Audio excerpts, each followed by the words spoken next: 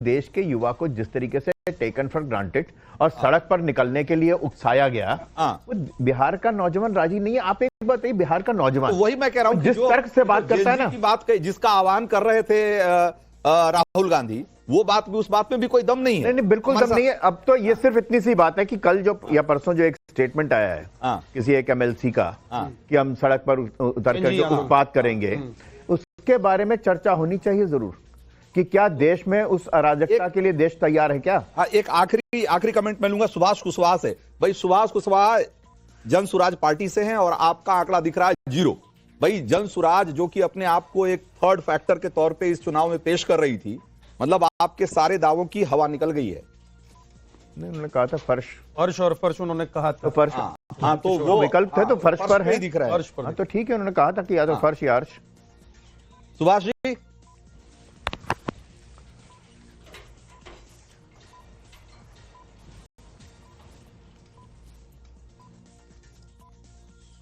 तो और ज्यादातर जो अभी हमारे पास जो आंकड़े आ रहे हैं उसमें जन सुराज के जहां पर कैंडिडेट जिनके बारे में कुछ शुरुआत में उन्होंने थोड़ी लीड दिखाई थी, वहां भी उनकी सीट, उनका जो वोट है वो 1000 से के आसपास ही सिमटता हुआ दिखाई दे रहा है। तो यानी कि ज्यादातर सीटों पे जमानत जब्त हो रही है। As a party Jan Suraaj को कहीं आपका कोई वोटर मिल रहा था बिहार में, कैंडिडेट्स को मिल रहे थे पार्टी के रूप में, तो कहीं पार्टी के रूप में कोई ऐसा वोटर नहीं मिला जो कहे कि मैं जन सुराज पार्टी का वोटर हूं। कैंडिडेट्स के लिए जन सुराज के पास कुछ वोटर थे।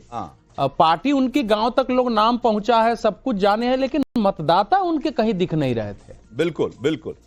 तो मतदाता, हालांकि, और आप कह रहे हैं कि मतदाता नहीं थे, और कमोबेश उसी तरह की चीजें दिख भी रही है। और 0 जो अगर आप देखिए तो अभी टैली पहले तो 3-4 तक गई और लगा कि हो सकता है कि उनके लिए कोई उम्मीद की किरण यहां से निकले, लेकिन अब वो दिखाई नहीं दे रही है और अब वो सीट जो है 0 हो गई है।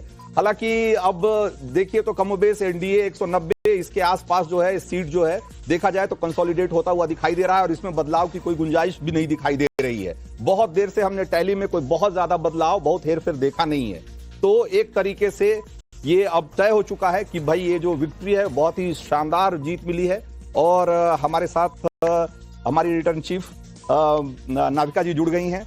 नाविका जी, इस जीत को कैसे देखती हैं आप? इसमें कोई दो राय नहीं है, देखने का एक ही तरीका है। इस वक्त तो ये सुनामी नजर आ रही है और ये सुनामी में 190 बनाम 49, मतलब 50 नहीं है। तेजस्वी यादव ट्रेल कर रहे हैं। बड़ी खबर इस वक्त की ये है, राघोपुर में तेजस्वी यादव का ट्रेल करना, मुझे लगता है कि रिकवर हो सकता है। अभी 4थे-5वें राउंड की काउंटिंग जारी है, लेकिन ये रिकवरी के चांसेस हैं। लेकिन बीच में 2-3 राउंड में ट्रेल करना, ये अपने आप में बड़ी बात है और मैं इसको इसी तरीके से देखती हूं। और राधिका खेड़ा जी हमारे साथ है। राधिका खेड़ा जी, इलेक्शन कमीशन ने जीता है ये चुनाव या बीजेपी ने? क्योंकि कांग्रेस के बहाने शुरू हो चुके हैं, सुबह से तैयारी थी, अब उसके ऊपर लोगों ने कह दिया है कि बस ये ज्ञानेश कुमार का इलेक्शन है।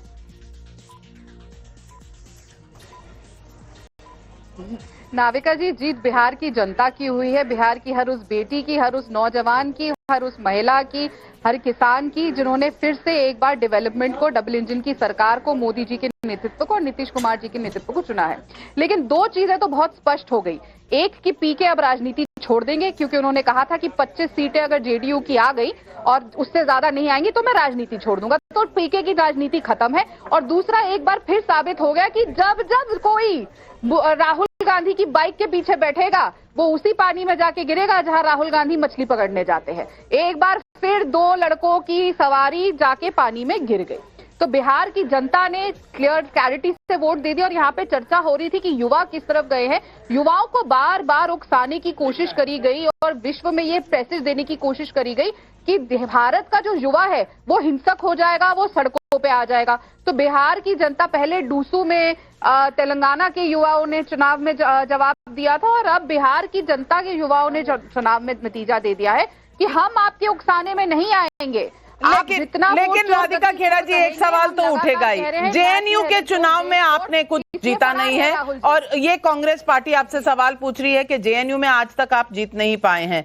बिहार आप जीत रहे हैं, कोई बड़ी बात नहीं है, व्यंग के तौर पर कह रही हूं। लेकिन आरजेडी के नेता हमारे साथ जुड़ रहे हैं और मैं पूछना चाहती हूं आरजेडी के नेता से, सवाल यह है कि ये सुनामी थी या फिर सिर्फ कहीं ना कहीं इलेक्शन कमीशन ही को दोष देंगे आप? आपकी तैयारी में कमी थी, राहुल गांधी आपके साथ खड़े नहीं हुए, आपने MY फॉर्मूला बनाया था जो पुराना मुस्लिम यादव फॉर्मूला है, इस बार तो वो MY महिला और युवा बनकर निकल गया दूसरी तरफ। मैं पूछना चाहती हूं कारण क्या है?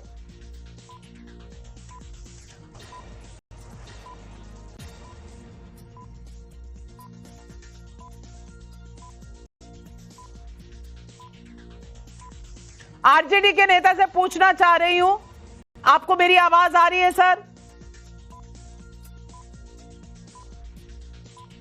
मुझसे नाविका जी मुझसे पूछा गया? बिल्कुल आप ही से पूछ रही हूं कि इन नतीजों का कारण किसे मानते हैं, राहुल गांधी को या फिर और ही कुछ प्रॉब्लम थी?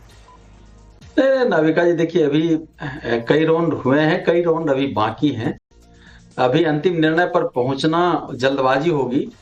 हाँ, लेकिन यही रिजल्ट रहता तो हम समीक्षा करेंगे कहाँ हमारी कमी रह गई है। हमने बिहार के तमाम उन मुद्दों को उठाया था जो मुद्दे 20 सालों से पूरा नहीं कर पाए थे, जनता के बीच गए और बहुत जोश खरोश के साथ हम बिहार की समस्याओं को और बिहार के बेरोजगारी के ऊपर, पलायन के ऊपर, तमाम तरह के उद्योग नहीं लगे, कारखाने लगे, इन मुद्दों पर हमने चुनाव लड़ा था।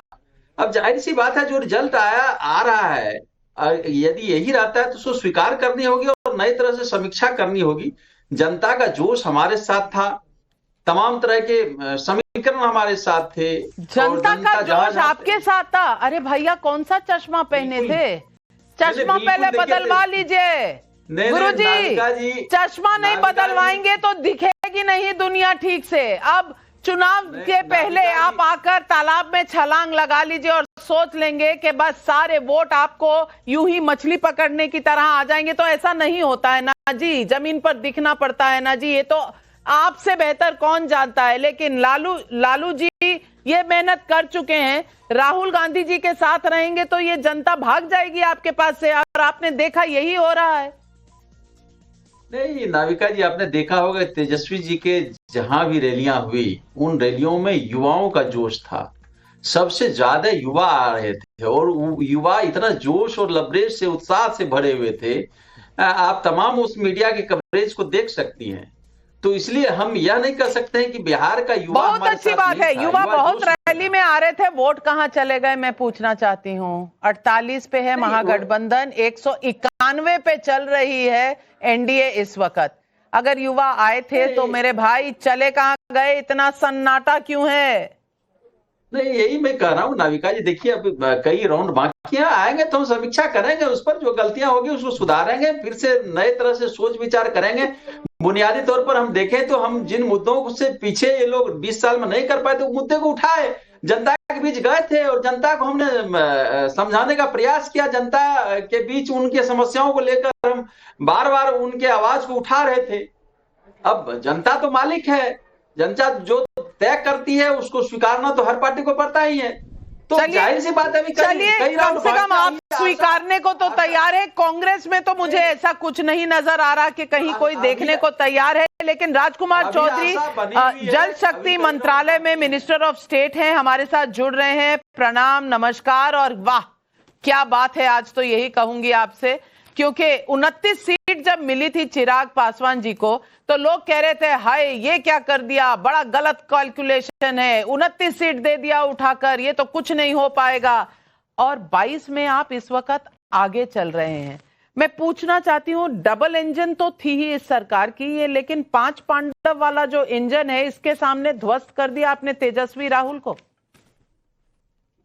निश्चित रूप से जिस तरह से हम लोगों ने लगातार कहा कि ये चुनाव बिहार, विकसित बिहार का चुनाव है और हमारी सरकार लगातार बिहार का मान सम्मान और बिहार की समृद्धि के लिए काम कर रही है और आने वाला जो 5 साल होगा अहम होगा बिहार के विकास के लिए, तो लोगों में ये भरोसा था कि ये सरकार जब भी जो बोलती है, आदरणीय नीतीश कुमार और उनके गठबंधन के लोग, भारतीय जनता पार्टी के लोग जो भी बोलते हैं, जो कमिट करते हैं, वो पूरा करते हैं। और इसीलिए लोगों ने भरोसा जताया और ये जो मैंडेट है ये दर्शा रहा है कि लोगों का सरकार के प्रति विश्वास बढ़ा है। नीतीश कुमार का मैंडेट है या चिराग पासवान का? देखिए, ये सामूहिक, ये कोई एक व्यक्ति का मैंडेट नहीं कह सकते हम। ये पूरा जो पांचों पांडव हैं सबका मैंडेट है। देश के प्रधानमंत्री जी के प्रति लोगों का विश्वास बढ़ा है, विकास पुरुष नीतीश कुमार जी के प्रति लोगों का विश्वास बढ़ा है। तो ये सारे लोगों का एक कम्युनिटिव प्रयास है। जिस तरह से हमारी सरकार ने बिहार के विकास के लिए काम किया है ये दिख रहा है। 2020 में ये विकास आपको नजर नहीं आ रहा था, 2025 में नजर आ रहा है नीतीश कुमार जी का ये जो विकास है, कारण क्या है इसका?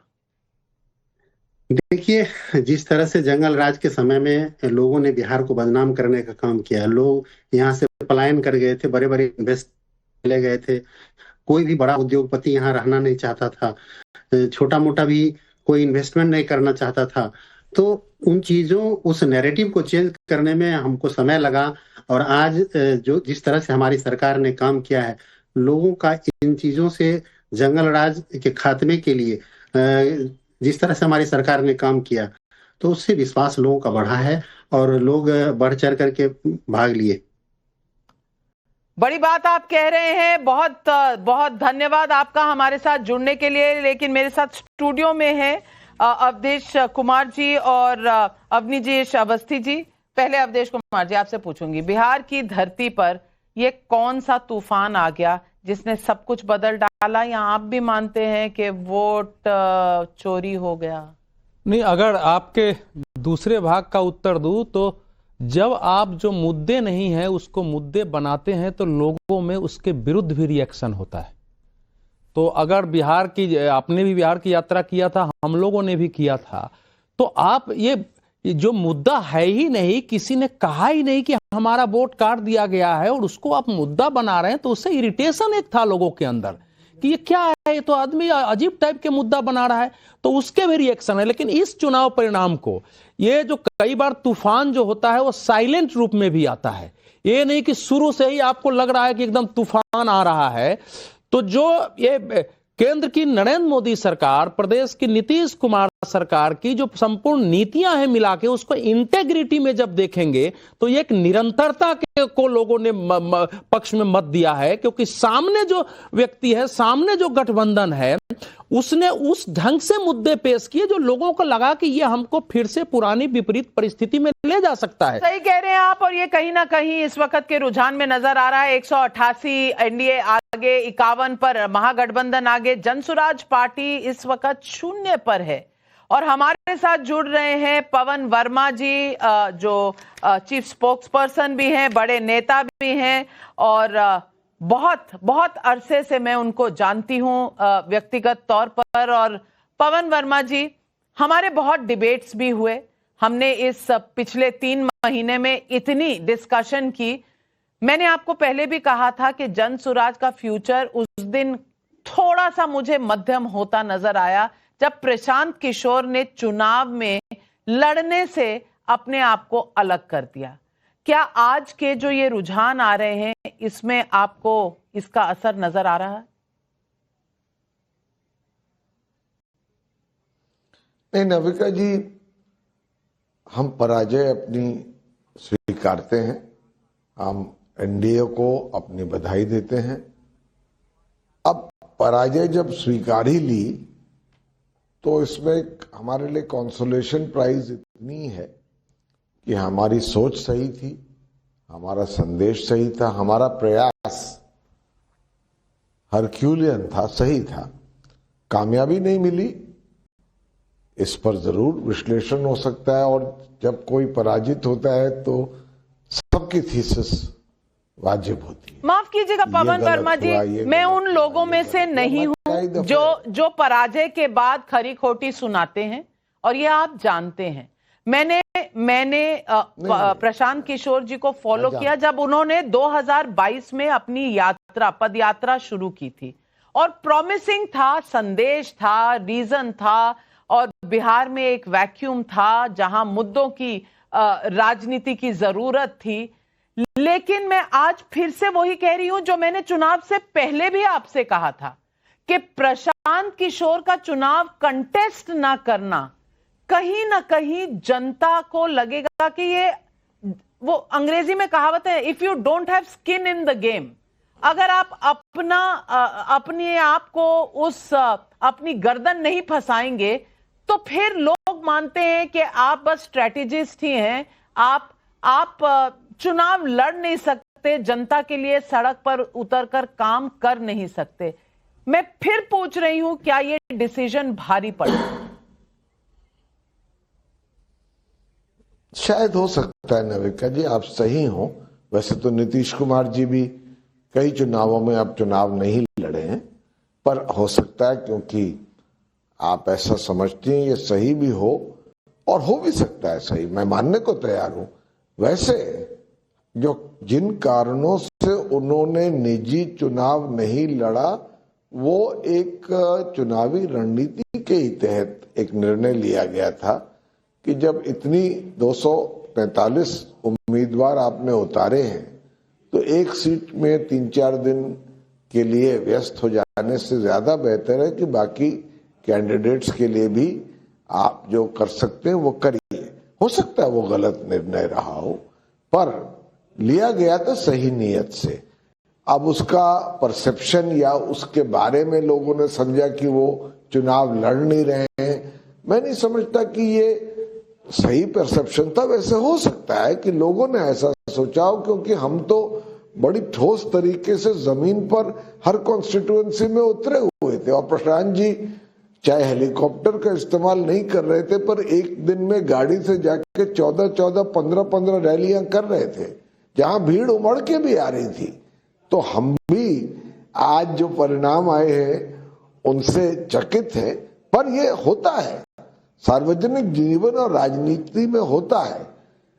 इतना जरूर है कि हमारी प्रयास सही थी और हमारी सोच सही थी। मानती हूँ पवन वर्मा जी, पर लेकिन आज थोड़ी सी मुझे कांग्रेस की विचारधारा की बू आ रही है आपकी बातों से। वो एक एनजीओ है, वो तो चुनाव जीतने निकलते ही नहीं है। आप भी एनजीओ की तरह बातें कर रहे हैं कि नियत ठीक थी, हमारा प्रयास सही था। प्रयास, मुझे लगता है पॉलिटिकल पार्टी बनने के बाद जीत जरूरी होती है, नंबर चाहिए होता है, तभी प्रयास का कोई मतलब होता है, कम से कम मैं ये मानती हूं। लेकिन राधिका खेड़ा जी ये जो प्रयास में राहुल गांधी भी लगे रहते हैं और अब जन सुराज भी यही कह रहा है कि हमने प्रयास किया। चुनाव में प्रयास कहां तक मायने रखता है, मैं आपसे पूछना चाहती हूं। मैं सबसे पहले तो इनसे पूछना चाहूंगी, क्या अब ये लोग अपनी पूरी पार्टी बंद करेंगे कि प्रशांत किशोर जी की जगह कोई और नेता आएगा? क्योंकि 25 सीटों से तो ज्यादा जेडीयू की आ गई हैं, and I am sure PK is a man of his words, and वो कंटिन्यू रखेंगे कि मैं राजनीति छोड़ रहा हूँ। रही बात राहुल गांधी की, तो देखिए राहुल गांधी का एक ही प्रयास है किस तरीके से भारत देश में अराजकता फैले। उन्होंने क्लैरिटी से इंदिरा भवन से घोषणा करी थी that his war is with the Indian state, लेकिन देश की जनता पहले गोरों से लड़ी थी, अब ये काले अंग्रेजों से लड़ रही है, और लगातार इनको ये बात बता रही है 11 साल से कि भाई वैकेंसी नहीं है ना प्रधानमंत्री के पद पे ना किसी प्रदेश में। और बार बार अगर आप कहते हैं, राहुल गांधी कहते हैं जी वोट चोरी हुई, अगर हम मान लेते हैं वोट चोरी हुई, तो इनको तुरंत अपनी तेलंगाना और कर्नाटक की सरकार डिसॉल्व कर देनी चाहिए और फिर वहां पे भी इलेक्शन कराने चाहिए, क्योंकि वोट चोरी तो फिर वहां पे भी हुई है। तो प्रदेश की, देश की जनता राधिका खेड़ा जी ज्यादती कर रही हैं आप। राहुल गांधी काले तो नहीं है, राहुल गांधी काले तो नहीं है, और आपको ऐसा कहना भी नहीं चाहिए। अंग्रेज काले मुझे नहीं लगता कि ये सही कंपैरिजन है। लेकिन इस वक्त मैं बता दूं जो नंबर हमारे सामने है, और चुनाव में नंबर के मायने होते हैं। आरजेडी 37 सीटों पर आगे, कांग्रेस सिंगल डिजिट 6 सीटों पर आगे चल रही है। 60 सीटें 61 सीटों पर लड़ी थी, 6 सीटों पर आगे 10% का रिपोर्ट कार्ड लेकर कोई कहां जाएगा। अगर मेरा स्कूल का रिपोर्ट कार्ड ऐसा होता अवस्थी जी, तो मैं तो अपनी मां के सामने जाने से 100 बार पहले सोचती। कूट देती मेरी माँ कि ये क्या करके आए हो। नाविका जी, अभी लेटेस्ट तो ये चल रहा है कि कांग्रेस वाले कह रहे हैं आरजेडी को कि तुमने कौन सा तीर मार लिया, हमारे ऊपर क्यों कर रहे हो, तुमने क्या कर लिया, 143 में से 30-32 जीत रहे हो, 37 जीत रहे हो, उसमें तेजस्वी भी पीछे चल रहे हैं। तो आज उन दोनों में ये कंपटीशन चल रहा है कि हम कम नहीं है भैया, तुमने मरवाया हमको। असली तो ये बात चल रही है। जहां तक प्रशांत किशोर की बात है, नाविका जी, एक भारतीय राजनीति में एक बात सोचनी चाहिए और इसको गंभीर विश्लेषण करना चाहिए। प्रशांत किशोर की बहुत बार तुलना हुई अरविंद केजरीवाल की पार्टी से। उनका कि आंदोलन से निकली हुई पार्टी नहीं है, हम तो पहले निकले, हमारा कोई आंदोलन। लेकिन एक जो विश्वास की जो कमी थी, जो अरविंद केजरीवाल की आम आदमी पार्टी ने विश्वास तोड़ा है, उस ऐसे तमाम जो नए विकल्प लेकर के हम वैकल्पिक राजनीति करने आए हैं, हम नई राजनीति करने, उन पर से जो विश्वास हटा है भारत की जनता का, वो एक बड़ा महत्वपूर्ण मुद्दा है। और प्रशांत किशोर को इस बात को या जनसुराज पार्टी को इस बारे में सोचना चाहिए कि ऐसे कोई भी व्यक्ति जो अब एक वैकल्पिक राजनीति की बात, नया व्याकरण हम तैयार करें, हम जनता के साथ हैं, जनता के मुद्दे उठाएंगे। जनता के मुद्दे क्या उठाए इन्होंने? आपको टैगलाइन क्या थी कि रोटी अगर पलटी ना जाए तो बदल दो, उसको जल ना जाए कहीं। सरकार से किस लिए बदल दो? सिर्फ इसलिए कि 20 साल से है? क्या उसने किया है या क्या नहीं किया, इसको उठाने की बजाय सिर्फ इसलिए कि 20 साल से फटीक कारण हो गया, तो अब इसलिए नीतीश कुमार नहीं बनना चाहिए। ये बात, इससे कहीं सरकार बिल्कुल नहीं बनना चाहिए। और हमारे साथ इस वक्त बीजेपी के बड़े नेता, पूर्व कानून मंत्री रविशंकर प्रसाद जुड़ रहे हैं। रविशंकर प्रसाद जी, बधाई हो, बधाई हो, बधाई हो। सुनामी आ गई पूरे बिहार में बीजेपी एनडीए की। ये जो 5 पांडव का जो आपने फॉर्मूला दिया था, ये पांचों पांडव ऐसे करतब करेंगे, आपको क्या पहले से अंदेशा था? एलजेपी को 29 सीटें जब दी गई थी तो बड़े सवाल उठे थे। जेडीयू को कहा गया था कि ये तो छोटा पार्टनर है। इस बार फिर कहा था सिंपैथी ज्यादा मिलेगी, जेडीयू आगे हो जाएगा, बीजेपी पीछे हो जाएगा। ये तो पांचों सिलेंडर धो दिए पूरा महागठबंधन।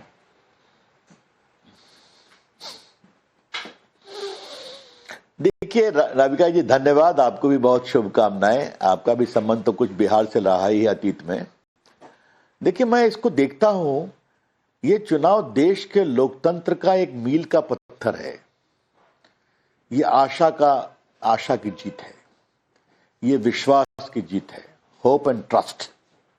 और दूसरी बात है, बिहार की जनता जात पात से ऊपर उठकर वोट देती है और दे सकती है, ये करके दिखाया है। और उसके कारण क्या है? नरेंद्र मोदी के प्रति गंभीर आस्था, जिस तरह से उन्होंने प्रचार किया और बिहार के विकास की गारंटी दी, जनता ने उसको देखा कि उनका काम क्या हुआ है। देश की सुरक्षा नरेंद्र मोदी दे सकते हैं, इस पर भी विश्वास किया। नीतीश कुमार का काम जनता ने देखा है, ठीक ठाक तो काम कर रहे हैं, क्यों उनको हटाएं? और जो हम लोग का कैंपेन हुआ, जिस तरह से अंडरस्टैंडिंग रही, जो 5 पांडव की बात आप कर रहे हैं। और देखिए नाविका जी, जहां जहां मोदी जी गए वहां पर अलायंस का एक एक प्रतिनिधि रहा, बड़ा नेता हो कोई। और जहां जहां नीतीश कुमार जी गए वहां भी अलायंस के लोग रहे। मैं अपने लोकसभा क्षेत्र में काम कर रहा था, नीचे में काफी सब जगह हम लोग लीड कर रहे हैं। उसमें खासियत क्या रही? सभी पार्टी के लोग साथ मिलकर काम कर रहे थे। आपने याद होगा कि सब जिले में जाकर के प्रदेश के अध्यक्ष 5 पार्टी के काम करने गए थे। तो ये जो एक कसा हुआ चुनाव और अंडरस्टैंडिंग थी ना, वहां तो गठबंधन था या लठबंधन था, 10 लोग तो लड़ते ही रह गए अंत तक। तो ये जनता ने देखा है ना कि काम कौन करता है, डिलीवर कौन करता है, और बिहार को कहां ले जाना है। ये बड़ी बात है, बड़ी बात है। लेकिन सवाल यह भी है कि कांग्रेस पार्टी कहती है कि वोट चोरी हो गया। ये चुनाव बिहार की जनता बनाम election commissioner, chief election commissioner Gyanesh Kumar ji का था। आप इसे कैसे देखते हैं?